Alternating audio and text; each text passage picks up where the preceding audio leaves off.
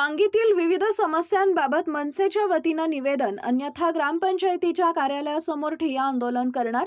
वांगी तालुका कडेगाव येथील विविध समस्यांबाबत कडेगाव मनसेच्या वतीनं निवेदन देण्यात आले। यामध्ये विविध समस्यांबाबत कार्यवाही करण्यात यावी अशी मागणी करण्यात आली असून अन्यथा कडेगाव मनसेच्या वतीनं ग्रामपंचायत कार्यालयासमोर ठिय्या आंदोलन करण्यात येणार असल्याचं म्हटलंय।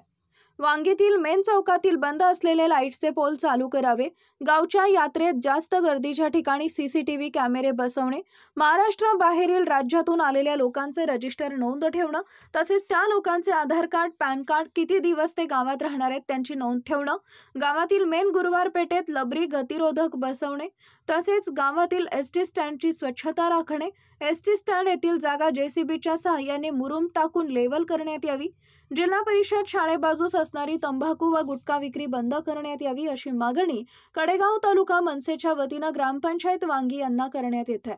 तरी वरील सर्व विषयांच्या मागणीबाबत ग्रामपंचायतीच्या माध्यमातून त्वरित कार्यवाही करण्यात यावी, अन्यथा कडेगाव मनसेच्या वतीनं ग्रामपंचायत कार्यालयासमोर ठिय्या आंदोलन करण्यात येणार आहे।